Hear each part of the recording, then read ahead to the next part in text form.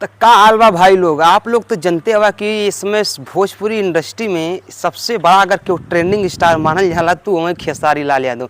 लेकिन भाई हो आज हम आपको दिखावा रही कि जो यूट्यूब पे मतलब कि जो कि ऑल इंडिया के सॉन्ग बॉलीवुड से लेके हर मतलब कि भाषा के सॉन्ग ट्रेंड करेला, जिनमें से 30 गो सॉन्ग दिखावेला कि 30 सॉन्ग में कौन कौन सॉन्ग ट्रेंड कर रहा बा। तो आज हम आप लोगों के बतावे वाला हिला कि इसमें खेसारी लाल कितना सॉन्ग ट्रेंड कर रहा बा, पवन सिंह के कितना सॉन्ग ट्रेंड कर रहा बा, और भी भोजपुरी एक्टरन के कितना सॉन्ग टॉप 30 में ट्रेंड कर रहा बा यूट्यूब के म्यूजिक सेक्शन में। तो चलिए भाई आप लोगों के लेके चलत हिला। ऐसे ही ना बताई, बगल में स्क्रीन शॉट भी चली, स्क्रीन रिकॉर्डिंग भी चली, आप लोग वो मत देखबो करे। तो भाई वो बगल में स्क्रीन रिकॉर्डिंग ऑन कर देते हिला, आप लोग देखा। भाई हम आ गए हिला इसमें यूट्यूब के ट्रेंडिंग म्यूजिक सेक्शन में। हाँ, ट्रेंडिंग म्यूजिक सेक्शन में अब देखे के बा कि कितना भोजपुरी के गाना ट्रेंड कर रहा बा। तो चलिए भाई स्टार्ट करत हिला। तो आप लोग देखा तो है कि नंबर 1 पे कोनो बॉलीवुड का सॉन्ग बा और नंबर 2 पे भी कोनो बॉलीवुड का सॉन्ग बा। अब भाई हो नंबर 3 के बात करिए तो नंबर 3 पे एगो पवन सिंह के सॉन्ग दिखाइल है जो का नाम बा आरा बलिया छपरा। हाँ, आरा बलिया छपरा ई सॉन्ग इसमें 3 नंबर पे ट्रेंड कर रहा बा। आई भाई हो मात्र 2 दिन में 4.5 मिलियन के करीब में व्यूज़ कलेक्ट और लिहले बा। तो भाई हो पवन सिंह के एगो सॉन्ग मिल गई बा। अब चला थोड़ा सा आगे बढ़ल जाए। तो भाई हो अब हमने आ गई नहीं 4 नंबर पे। 3 नंबर पे पवन सिंह, 4 नंबर पे भी पवन सिंह के ही झंडा गड़ल बा।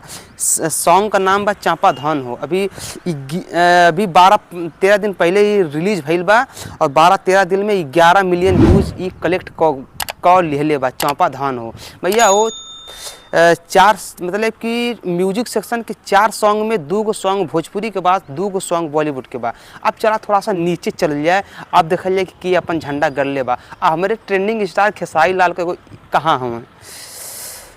तो भाई वो देखा अभी तक तो ये बॉलीवुड साउथ का भी बहुत सारा सॉन्ग बा और बहुत सारा सॉन्ग साउथ का भी बा जो कि चल रहा बा।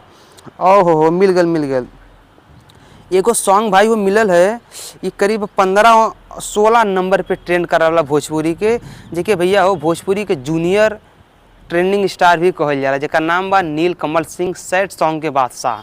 नील कमल सिंह के भाई हो एगो सॉन्ग आइल बा सरकार दा बढ़निया। ई भैया हो 11 दिन में लगभग 11 दिन में 3.5 मिलियन व्यूज के कलेक्ट किए बा। ई भैया 15-16 नंबर पे ट्रेंड कर रहा बा इस समय यूट्यूब सेक्शन में। अब चला भैया मतलब कि 3 सॉन्ग तो भयल है, अब चला थोड़ा सा और नीचे चल जाए और नील कमल सिंह के बाद देखल जाए।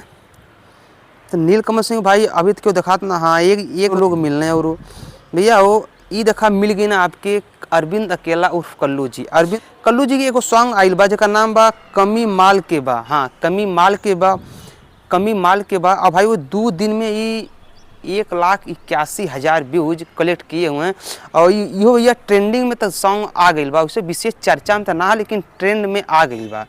अब चलिए थोड़ा सा और आगे। वैसे भैया 4 सॉन्ग तो मिल गई बा भोजपुरी इंडस्ट्री में, खेसारी लाल कौन था ना चलत बा। अब भैया वो देखिला ट्रेंडिंग सेक्शन जौन बा हो गया बा ख़त्म और लास्ट में एगो प्रमोद प्रेमी को होली के सॉन्ग बा जेका नाम बा हमारी पिचकारी। ये भैया हो 7 दिन में मात्र 3.5 लाख व्यूज कलेक्ट किए बाटे। हाँ, 7 दिन में 3.5 लाख व्यूज कलेक्ट किए हुए प्रमोद प्रेमी जी। मतलब कि 30 को म्यूजिक सेक्शन में मतलब कि 30 सॉन्ग जो दिखावेला यूट्यूब अपने म्यूजिक सेक्शन में, उमन से 5 गाना भोजपुरी के ट्रेंड कर रहा बा। अब भैया हो जमन से 2 गाना पवन सिंह के बा, 1 गो गाना नील कमल सिंह के बा, 1 गो गाना अरविंद अकेला कल्लू के बा, 1 गो गाना प्रमोद प्रेमी के बा।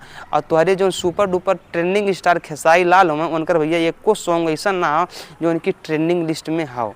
तो अब बताओ आप लोग के कहवा कि ये ट्रेंडिंग स्टार के है। वो वैसे सुने में आले कि ट्रेंडिंग स्टार खेसारी लाल यादव इसमें कोनो शूटिंग वूटिंग में बहुत ज़्यादा बिजी हुआ, तो गाना उनका कौन न्यू आवत ना हो। फिर भी अगर न्यू आई, अगर ट्रेंडिंग में आई तो हम आप लोगों को जरूर बताई। तो मिलते अगले वीडियो में, तब तक के लिए नमस्कार, बाय, प्रणाम, हर हर महादेव।